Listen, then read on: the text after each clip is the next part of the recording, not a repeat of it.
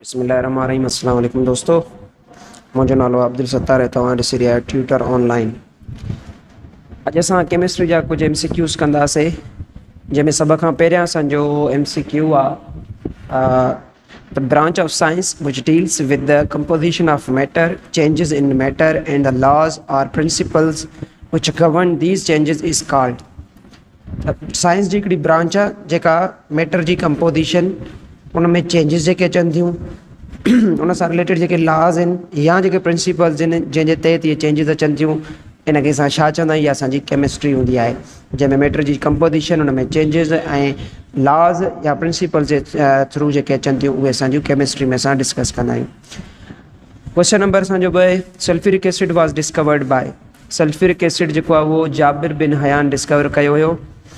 Question number 3 आहे असांजो, the information obtained from observation is called a dash. जेका मालूमात असां ऑब्जर्वेशन जे ज़रिए जॾहिं कंदा आहियूं, उहा असांजो फैक्ट हूंदो आहे, यानी हक़ीक़त हूंदी आहे।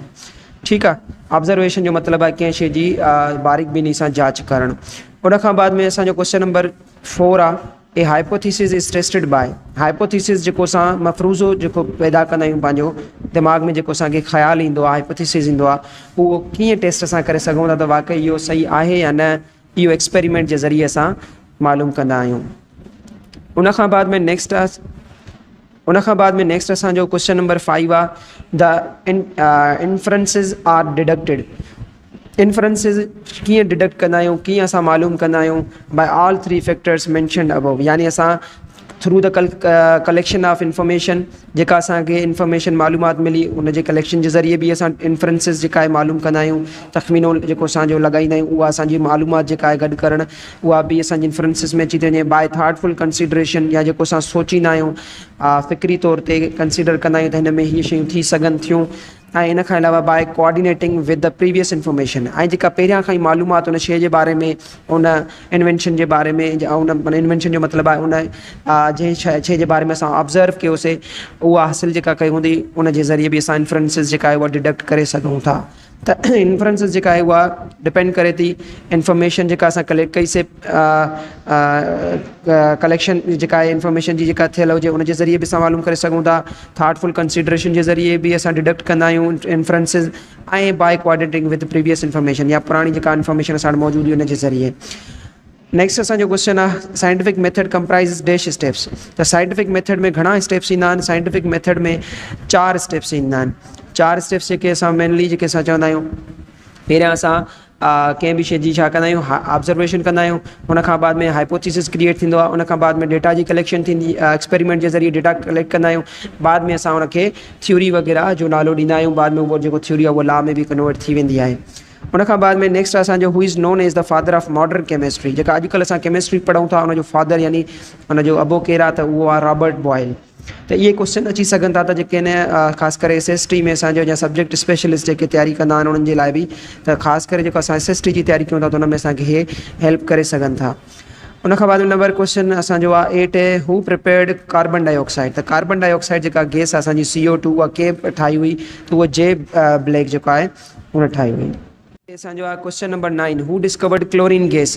क्लोरीन गैस कंहिं डिस्कवर कई हुई? त उहा शेले या शीली, इनखे पढ़ंदा आहिनि शीले, जेका क्लोरीन जेका गैस आहे असांजी, उहा डिस्कवर कई हुई। क्वेश्चन नंबर 10 आहे, हू discovered hydrogen gas. Hydrogen gas कंहिं डिस्कवर कई हुई? त हाइड्रोजन गैस जेका उहा कैवेंडिश डिस्कवर कई हुई। अच्छा, Lavoisier told that oxygen is in the air by volume. Lavoisier हिकिड़ो साइंटिस्ट हुयो जंहिं ॿुधायो असांखे त जेका ऑक्सीजन आहे उहा हवा में केतिरो उनजो तनासुब आहे, केतिरो रेशो आहे, त उहो 1/5 आहे, यानी हिकु हिसो जेको आहे ऑक्सीजन आहे, बाक़ी 4 हिसा जेको आहे ॿियूं गैसिस अची थियूं वञनि। अच्छा, हिन सां गॾु हिकिड़ो प्रिसाइज़ करे ॿुधाया त जेका ऑक्सीजन आहे उहा 21% एटमॉस्फेयर में हूंदी आहे, ऐं असांजी जेका नाइट्रोजन आहे उहा 78% आहे, ऐं जेका असांजी कार्बन आहे उहा 0.034% आहे, ऐं अदर जेके ॿियूं गैसिस आहिनि असांजूं बचनि थियूं, उहे हिन में थी अची वञनि। अच्छा, उन खां बाद में असांजो क्वेश्चन नंबर 12 आहे, हू discovered oxygen, sulphur dioxide and hydrogen chloride gases. इहे 3 गैसिस आहिनि, हिकिड़ी ऑक्सीजन, सल्फर डाइऑक्साइड ऐं हाइड्रोजन क्लोराइड। इहे जे प्रिस्ली डिस्कवर कयूं हुयूं। उन खां बाद में नेक्स्ट आहे who first presented atomic theory.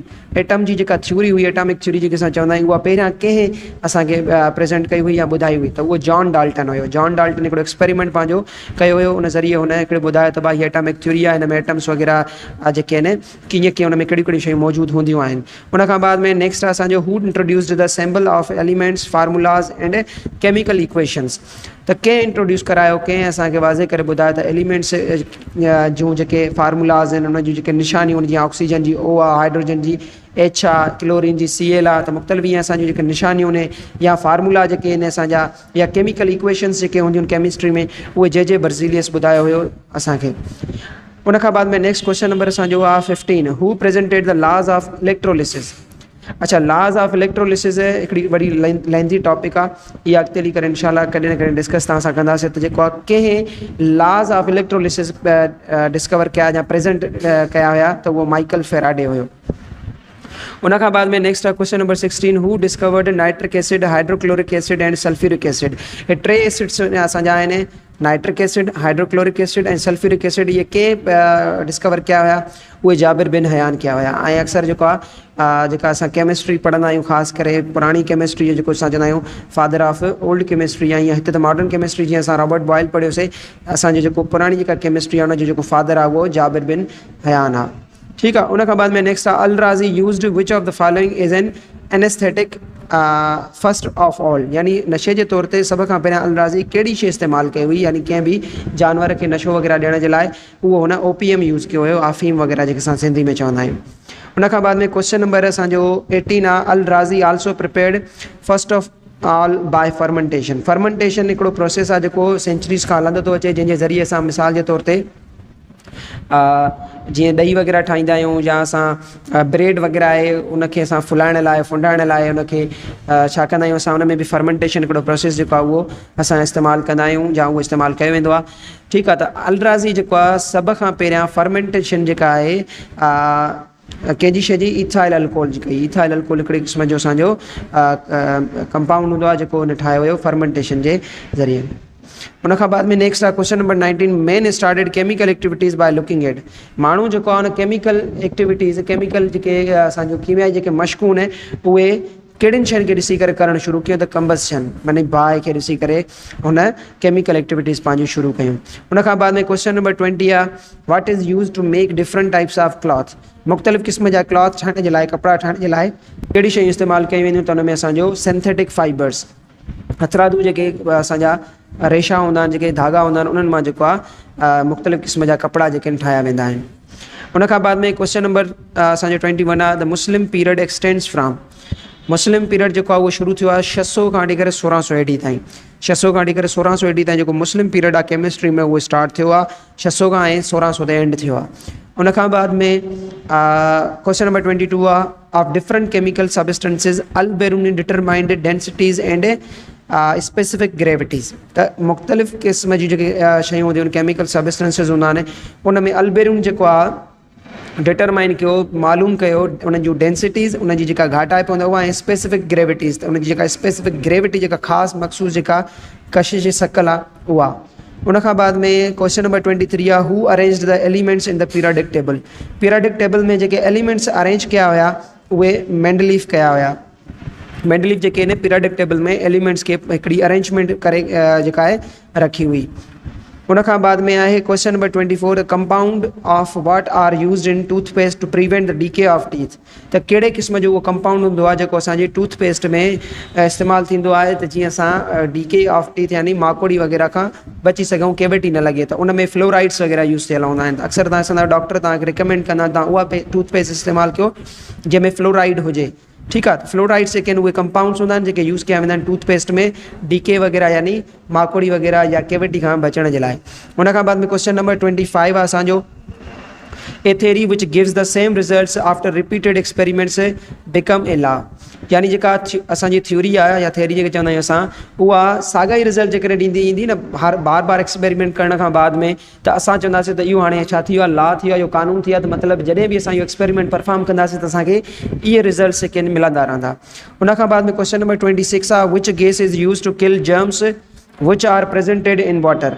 अच्छा, प्रेज़ेंट इन वाटर चए थो कहिड़ी गैस जेका इस्तेमालु कई वेंदी आहे जर्म्स जेके आहिनि पाणी जे अंदरि जेकॾहिं मौजूदु हूंदा आहिनि जीवड़ा उन्हनि खे मारण जे लाइ, त उहा असां क्लोरीन इस्तेमालु कंदा आहियूं। अक्सर तव्हांखे ख़बर हूंदी त जेके स्विमिंग पूल्स हूंदा आहिनि उन में क्लोरीन ऐड कई वेंदी आहे त जीअं वाटर जे अंदरि जेके बि जर्म्स हुजनि उहे जर्म्स जेके आहिनि मरी वञनि।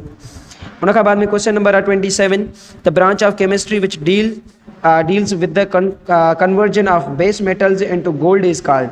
अच्छा, हिकिड़ी केमिस्ट्री जी ब्रांच आहे जेका बेस मेटल्स खे चेंज कंदी आहे गोल्ड में, उहा कहिड़ी ब्रांच आहे? उहा अल्केमी आहे, अल्केमी। ठीकु आहे। उन खां बाद में क्वेश्चन नंबर 28 आहे gold script writing with iron pyrites was introduced by. जेका गोल्ड स्क्रिप्ट हुई राइटिंग इहा आयरन पायराइट्स जी हुई, इहा कंहिं इंट्रोड्यूस कराई? हुआ Jabir bin Hayyan. Gold script जो मतिलबु आहे जेके लिखियारी हूंदी हुई उहा गोल्ड कलर जी मतिलबु आहे उन में लिखी वेंदी हुई। ठीकु आहे। उन में छा एड कयो वेंदो? Iron pyrites. इहा पहिरियों जेका इंट्रोड्यूस कराई उहा जाबिर बिन हयान कराई हुई। त इहे कुझु सवाल हुया, हिन जा स्क्रीनशॉट वग़ैरह करे कढी छॾियो ऐं हिकिड़ो दफ़ो वीडियो ॾिसण सां तव्हांखे थी सघे यादि न थियनि, तव्हां हुनखे 2 चकर वीडियो खे जेके ॾिसंदो त तव्हांखे यादि थी वेंदा। ठीकु आहे। मिलूं था नेक्स्ट वीडियो में। अल्लाह हाफ़िज़।